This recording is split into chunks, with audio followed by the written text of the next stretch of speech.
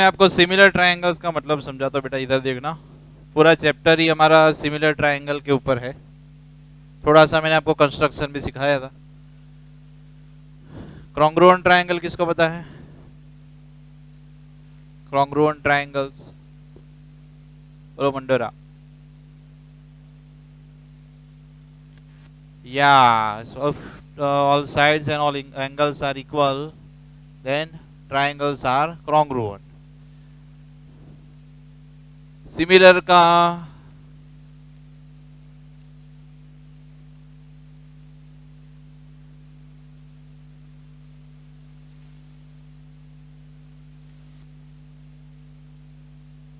थोड़ा फंडा अलग है, समझना पहले, फिर मैं आपको टाइम दूंगा।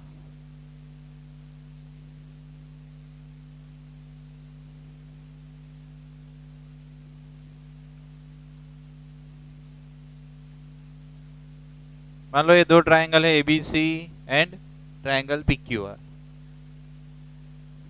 दो कंडीशन है सिमिलर होने के लिए, condition 1 for angle and condition 2 for ratio of corresponding side.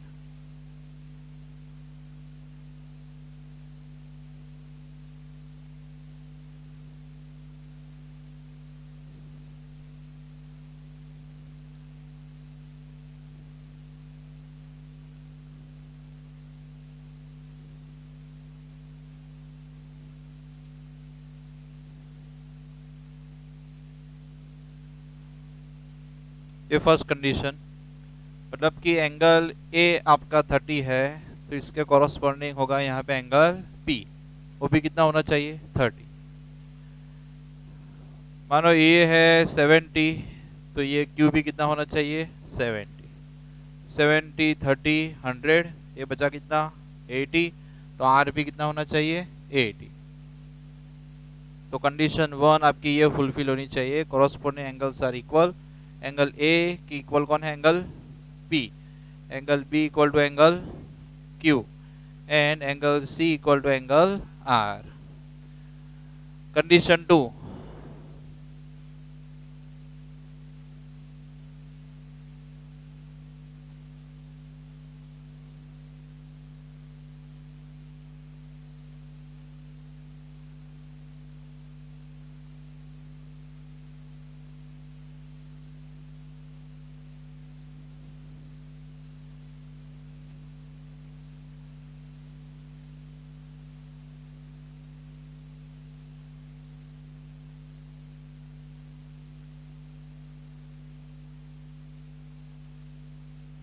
Ratios of corresponding sides are equal. मान लो यहाँ पे है साइड की वैल्यू 2 3 4, यहाँ पे लेते हैं 4 6 8, ठीक है। कॉरस्पॉन्डिंग साइड का रेशियो, तो अगर मैं फर्स्ट ट्रायंगल में से लेता हूँ बेटा ए बी, तो इसमें कौन आएगा? P Q. ए बी की वैल्यू कितनी है? 2। पी क्यू की वैल्यू, आंसर 1/2। अगर इसमें लेता हूँ साइड में बी सी, तो सेकेंड ट्रायंगल में कौन आएगा? Q R. बी सी की वैल्यू, क्यू आर की वैल्यू 3/3 2 6 1/2। ए सी के नीचे कौन आएगा? P R. ए सी की वैल्यू, पी आर की वैल्यू 1/2। रेशियो तीनों में सेम आया, 1/2 1/2 1/2।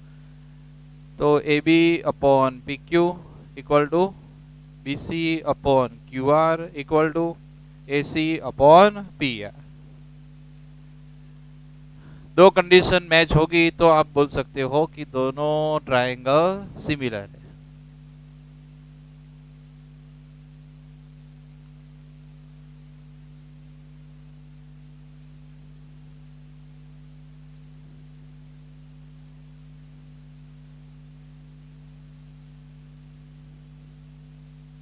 ये सिमिलरिटी की सिंबल है सिमिलर ट्रायंगल के लिए।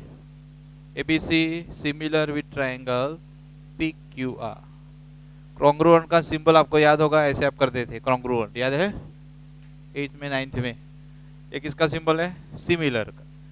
Read as triangle ABC similar with triangle P Q R. चलो इतना लिख दो।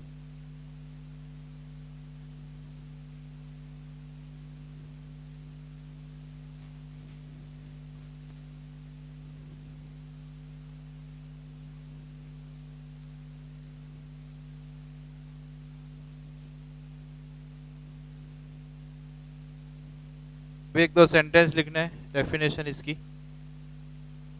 Write down.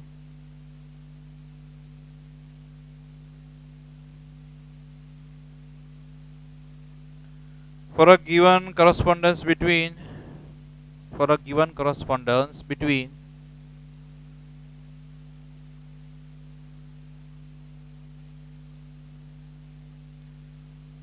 the vertices of two triangle,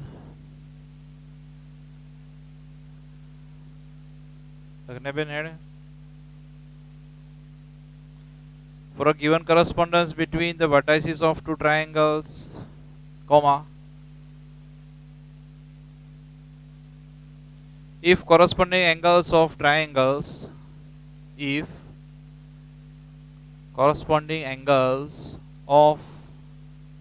triangle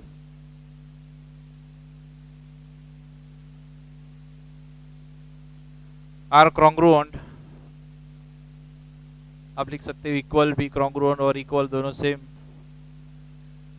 corresponding angles are congruent and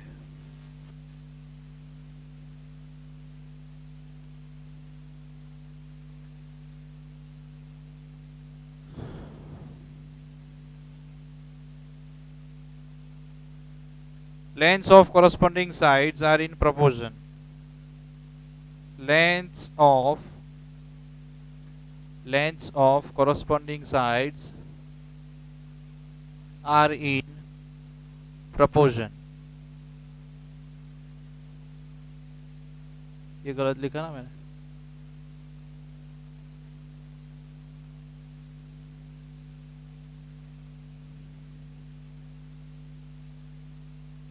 Then the given correspondence is a similarity between two triangles.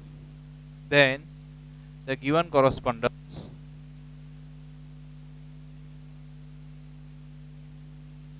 is a similarity between two triangles.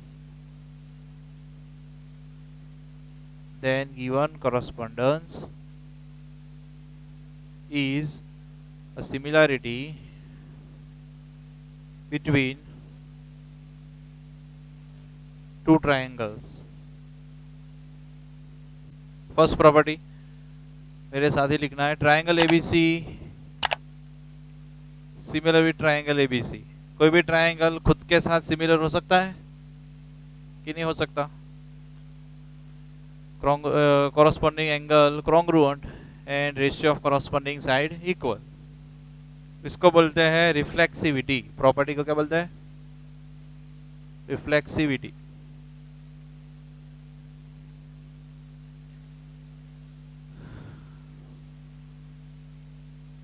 कब कहाँ use होगी पता नहीं, एक बार हम लिख देते हैं.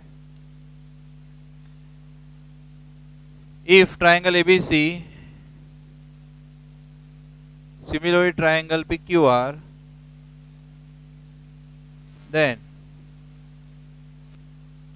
triangle PQR also similar with triangle ABC. ऐसा नहीं हो सकता? ABC similar with PQR, तो PQR with similar ABC, ऐसा नहीं बोल सकते? बोल सकते हैं. इसको बोलते हैं symmetry property.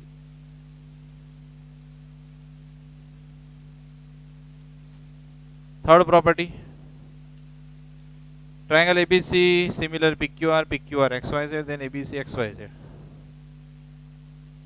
If triangle ABC similar triangle PQR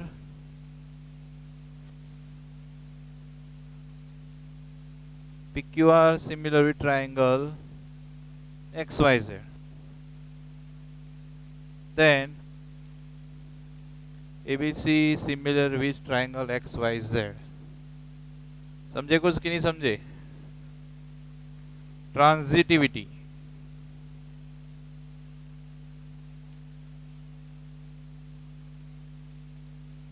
ऐसा बेटा, A इक्वल टू बी है, B इक्वल टू सी है, तो हम नहीं बोल सकते A equal to C.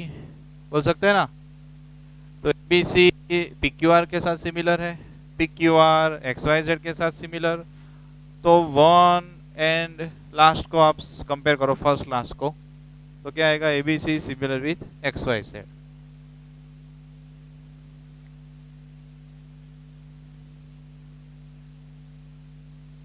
Fourth property, two congruent triangles are always similar. Two congruent triangles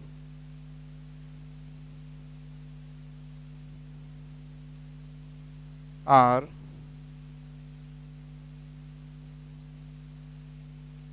always similar.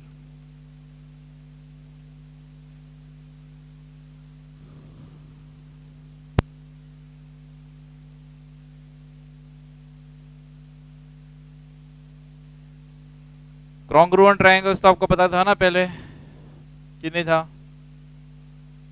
मान लो A B C congruent with P Q R, तो उसमें तो साइड भी सेम होनी चाहिए एंड एंगल भी सेम होना चाहिए, ठीक है? ये 30 30 40 40 कितना बचा?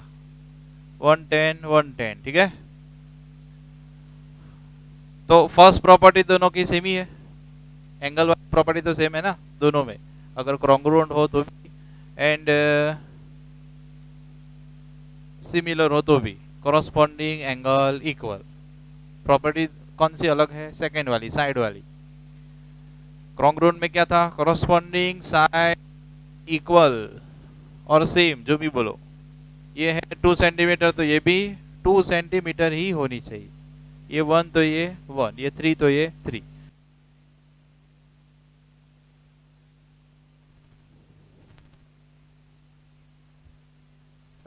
पाया था कल नहीं?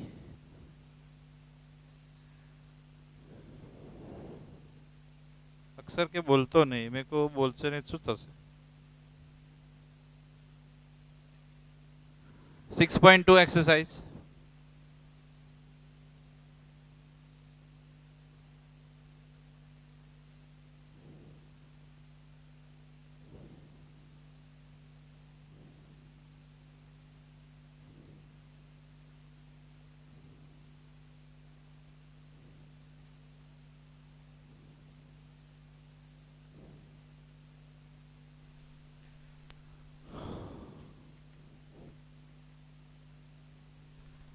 In figure 6.12, 1 and 2, D is parallel BC, find EC। दोनों में हमें EC की वैल्यू फाइंड करनी है। किसके? EC in first and AD in second. First figure में EC फाइंड करना है, सेकेंड फिगर में बोलो AD। फिगर ड्रॉ कर दो मेरे साथ।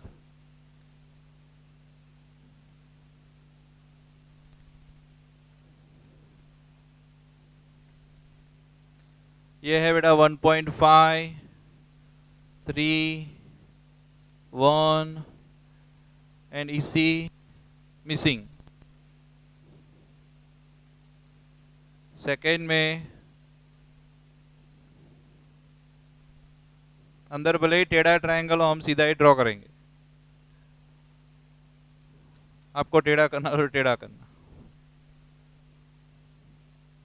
1.8 5.4 7.2 क्वेश्चन मार्क।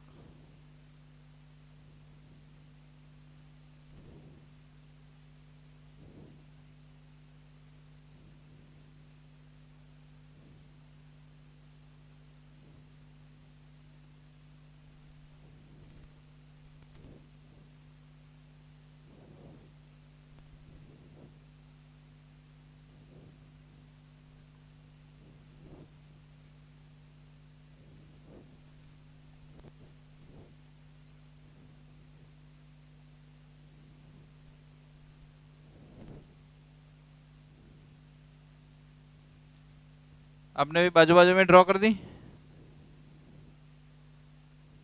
पहले मैं ये सॉल्व करूंगा, उसके बाद ये करूंगा, मत ही लो। देख मेरे भाई, ईयर लिखना नहीं है, देखना है सिर्फ। D is parallel BC. 6 chapter में बहुत सारे सम ऐसे हैं, पूरे 15 चैप्टर में से सबसे ज़्यादा टफ लगेगा आपको 6 चैप्टर, और इसके भी जो राइडर्स मतलब कि प्रूव दैट वाले जो सम्स है वो पर ज़्यादातर अभी वो पूछते नहीं है। स्कूल में भी आपको शायद करवाए होंगे कोई स्कूल में, नहीं तो स्कूल में भी नहीं करवा दे, उनको भी पता है ये आपके लेवल के बाहर का है। और प्रूफ में लोचा ये होता है कि सभी सब में मेथड डिफरेंट होती है। ऐसा नहीं कि भाई चलो एक फॉर्मूला है सभी में अप्लाई कर दो आंसर आ जाएगा। प्रूफ में ऐसा नहीं होता, सभी सब में मेथड डिफरेंट। तो आपको मैं करवाऊंगा बट एग्ज़ाम के बाद करवाऊंगा, अभी उसके पर आप फोकस मत करना। जिसको कोर्स में है वो भी, किसको है, डीजेड वाले को है और AEMS, बस स्कूल में करवाए आपको प्रूफ के सम कितने,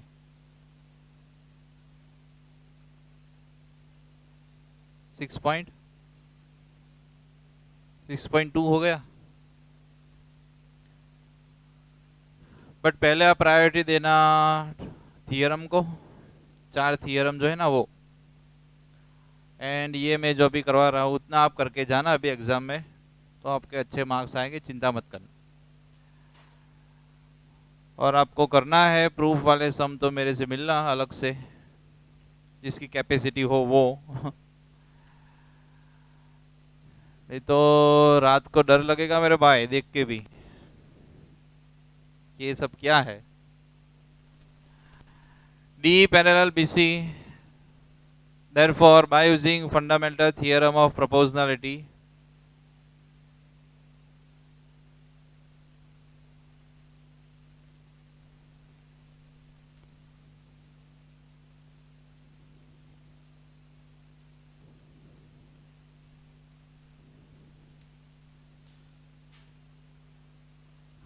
देखो बेटा 3 फॉर्मूला मैंने लिखवाई थी आपको, अर्धू डिवाइड बाय अर्धू वाली। एज पर रिक्वायरमेंट हमें चेक करना है कि यहाँ पे हमें कौन सी फॉर्मूला की रिक्वायरमेंट है। इस तरफ भी आपको हाफ हाफ दिया है तो इस तरफ भी हाफ हाफ ही होगा, तो फर्स्ट फॉर्मूला हमें यूज़ करनी पड़ेगी। तो AD upon DB is equal to AE upon AC, मतलब कि 6.1 थियरम की मेन फॉर्मूला, बराबर। AD की वैल्यू है आपके पास 1.5, DB है 3, AE की वैल्यू है 1, EC की वैल्यू नहीं है। क्रॉस मल्टीप्लाई इसी को लाते हैं लेफ्ट साइड मल्टीप्लिकेशन में, न्यूमरेटर में 3 जाएगा 1 के साथ, 1.5 जाएगा EC की जगह पे, तो EC equal to 1 into 3 divide by 1.5, 1.5 का डबल 3, यस और नो, तो आंसर आएगा 2 सेंटीमीटर। इसमें भी same, here DE is parallel BC, therefore by using fundamental theorem of proportionality 6.1 theorem, फिर से वही फॉर्मूला फर्स्ट वाली, AD upon DB equal to AE upon EC। AD की वैल्यू नहीं है, DB की वैल्यू 7.2, AE 1.8, EC 5.4। 7.2 को ले जाएंगे लेफ्ट साइड मल्टीप्लिकेशन में,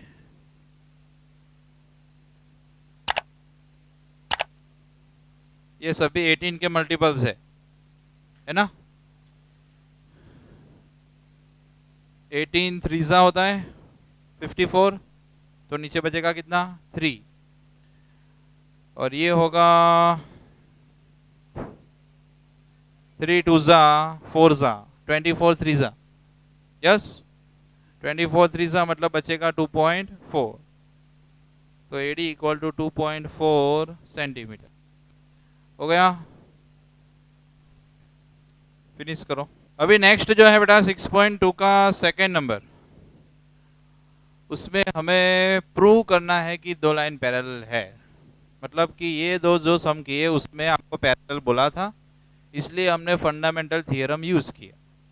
अभी इसमें प्रूव करना है कि अगर फंडामेंटल थियरम की जो 2 साइड है वो मैच हो रही है, AD अपॉन DB, इसका एक आंसर आया, AE अपॉन EC, उसका एक आंसर आया। अगर दोनों का आंसर सेम आए तो रेशियो इक्वल, और अगर रेशियो इक्वल तो दो साइड पैरेलल। उल्टा करना है, समझे कि नहीं समझे? इसमें पैरेलल दिया था, फंडामेंटल थियरम हमने यूज किया। फंडामेंटल थियरम अभी हम यूज करेंगे पैरेलल है कि नहीं वो प्रूव करने के लिए। अगर दोनों side left hand side right hand side same आएगी तो पैरेलल है, अगर नहीं आई तो पैरेलल नहीं है। देखना, लिखना मत, एक के अंदर 3 है। 6.2 का second, E and F are points on a side PQ and PR.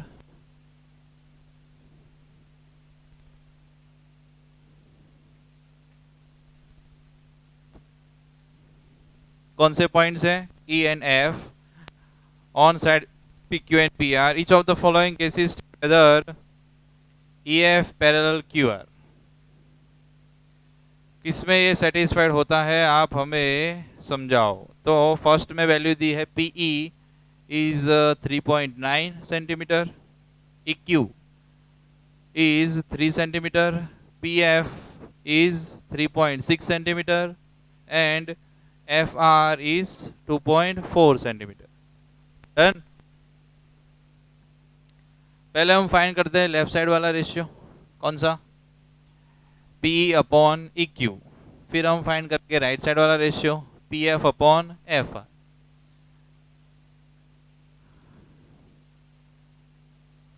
पहले condition, if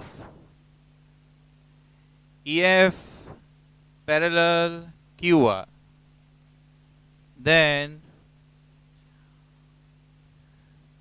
PE upon EQ equal to PF upon FR। ये हमने कंडीशन बोल दी कि अगर ये दो पैरेलल होंगे तो ये दो रेशियो इक्वल आएगा। समझे? अभी हम फाइंड करेंगे पहले लेफ्ट साइड वाला, कौन? P upon EQ। चलो P की वैल्यू 3.9 डिवाइड बाय 3, 13 3 39, तो बचेगा 1.3। राइट साइड वाला फाइंड करते हैं, PF अपॉन FR 3.6 अपॉन 2.4, तो ये है 12 3 12 2 बराबर 3/2 का आंसर आएगा 1.5। 1.3 आया? नहीं आया। आया कि नहीं आया? ये बराबर है ना कि कुछ लोचा? तो हम लिखेंगे बेटा रेशियो सेम नहीं आया, मतलब ये दो लाइन पैरेलल नहीं है। Here PE upon EQ is not equal to PF upon FR. Therefore, EF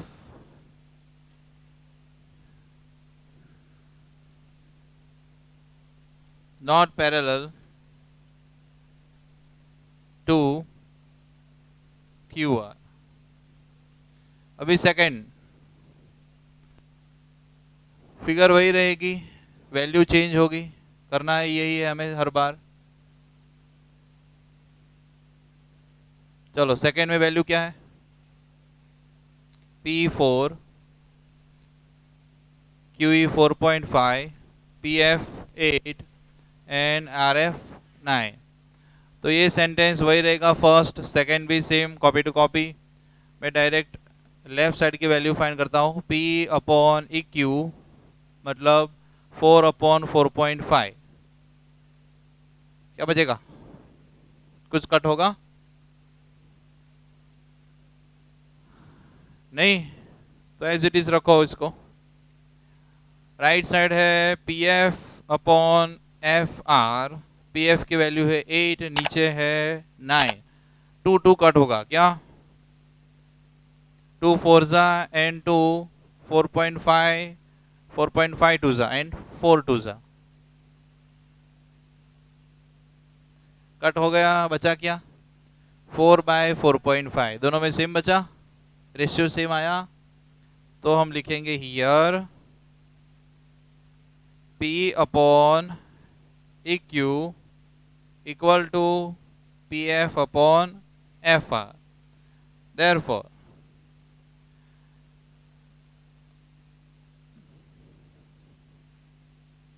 कौन सी लाइन थी? EF is parallel to QR।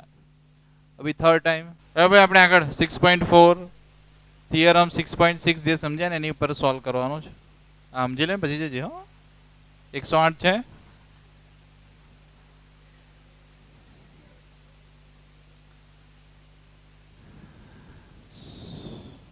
D sorry EF ની વેલ્યુ તમને આપી છે. કેટલી આપી છે? 15.4 centimetre and we want to find BC. बस भाई આમ ફરી જાય તો એક કામ કર ઊંધો જ ફરી જા. એમાં તું 2 કલાકમાંથી પોણો 1.5 કલાક તો આમાં ઊંધો જ હોઉં છું ફરેલો. અડધો કલાક અહીં જોશ એને ભાઈ પાસપોર્ટ સાઇઝનો ફોટો આલજે તારો.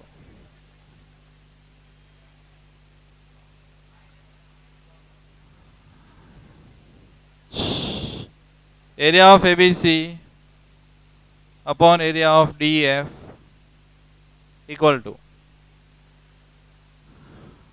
राइट साइड हमारे पास 3 स्टेप थे ना, 3 pair AB upon PQ square, BC upon QR square, AC upon PR square. ऐसा था 6.6 में. बट हमेशा तीनों की हमें रिक्वायरमेंट नहीं होती, हमें देखना पड़ता है. यहाँ पे एक साइड EF है, अगर मैं इसमें EF साइड लेता हूँ तो इसके रिगार्डिंग इसमें कौन होगी? BC. समझे?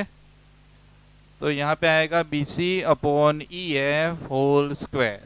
क्या आएगा? कहाँ से लाए? थियरम 6.6. अभी 4 में से 3 वैल्यू है हमारे पास, एक नहीं है, वो मिल जाएगी. एरिया ऑफ ABC है 64, एरिया ऑफ DEF 121, BC की वैल्यू नहीं है एंड EF की वैल्यू 15.4 होल स्क्वायर. स्क्वायर को निकालना है तो किसको याद करें? स्क्वायर रूट को. तो both side square root 64 upon 121, right side भी स्क्वायर रूट 64 का स्क्वायर रूट 8, 121 का square square root cut BC upon 15.4. अभी क्रॉस मल्टीप्लाई 15.4 ऊपर आएगा इंटू 8 बाय 11 इक्वल टू आएगा कैलकुलेशन आगे 15 4 ज़ा सॉरी 11 4 ज़ा 44 बचेगा. कितना बचेगा? 11 1 ज़ा 11 44 4 ज़ा 11 इंटू 14. यस, नॉर्मल कर देना, पहले 10 को नीचे ले आना, कटिंग पेस्टिंग करके आंसर लाना BC का. 6 અમુક તો આ ગોખાઈ જાય, બહુ વાર યુઝ કરવાનો આવે એટલે 25 સ્ક્વેર 625 બરાબર. હવે અહીંયા જોજો, હિયર પાયથાગોરસ થિયરમ એવું કહે છે કે બે સાઈડના સ્ક્વેરનું એડિશન એ તમારે ત્રીજા સાઈડના સ્ક્વેર જેટલું થવું જોઈએ. હવે હું જો 49 અને 576 એડ કરું तो 625 आवे कि ना आवे?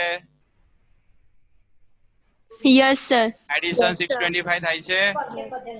यस सर થાય છે, એડિશન થાય છે. તો આપણો પાયથાગોરસ થિયરમ સ્ટેટમેન્ટ બરાબર પ્રૂવ થાય છે કે ભાઈ બે સાઈડના સ્ક્વેરનું એડિશન હો 7 + 24 લઈને મંડી નહીં પડવાનું.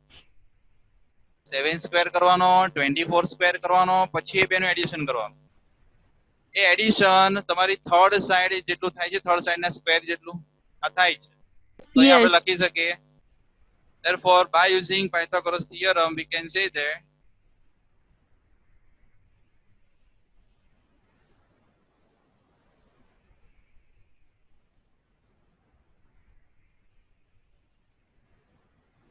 these are sides of right angle triangle. Finish करो.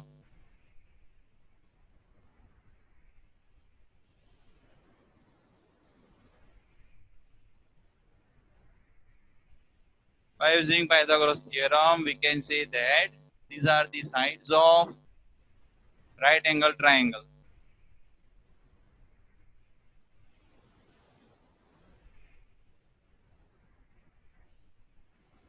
चलो सेकंड में बका 3, 8 and 6.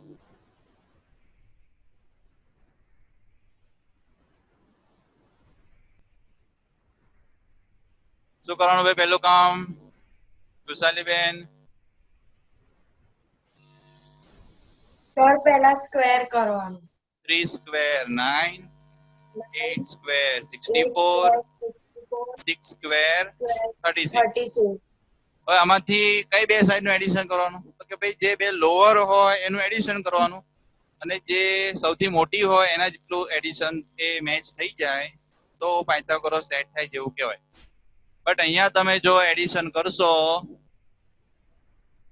9 plus 36 કરો તો ક્યારેય 64 થાય 45 64 થાય નહીં ના થાય એટલે હું લખું છું નોટ ઇક્વલ ટુ 64 4 એટલે કે બે સાઈડ ના સ્ક્વેર નું એડિશન થર્ડ સાઈડ ના સ્ક્વેર જેટલું નહીં થતું.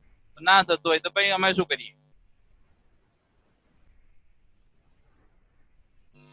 By using Pythagoras theorem, we can say that these are क्या आया? मीटर. लास्ट में लिखना length of ladder is 6.5 metre. अभी आओ एक्सरसाइज में 9 नंबर फिर से लेडर 6.5 में 9 number. A ladder 10 meter long reaches a window 8 meter above the ground.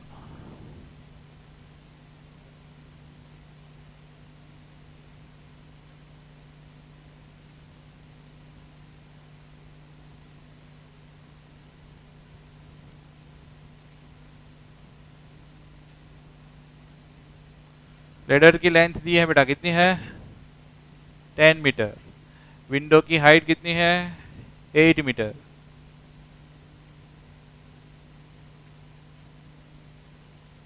ये डिस्टेंस फाइंड करना है. Distance between foot of ladder and wall मतलब BC question.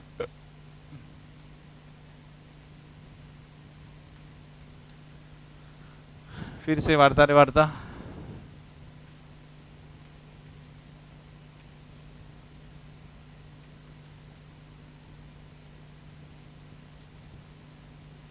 height of window 8 meter.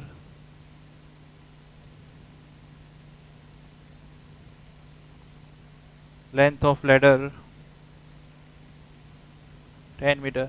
ये आपको ट्रिपलेट याद होना चाहिए. 6, 8, 10 का ट्रिपलेट है. क्या है 6, 8, 10. 8 है 10 है तो ये क्या आएगा 6. 2, 3, 4, 5 का ट्रिपलेट है. अभी बचा क्या VC distance between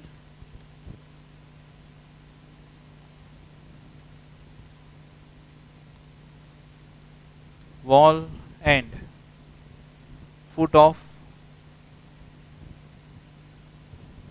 ladder equal to question mark. By using PT formula क्या बनेगी AC square equal to AB square plus BC square.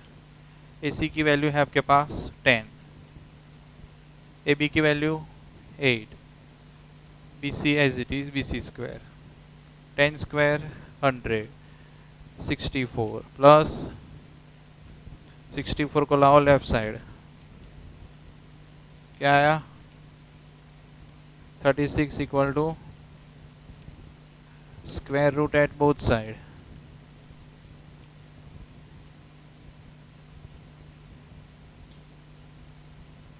Six equal to BC equal to 6 metre.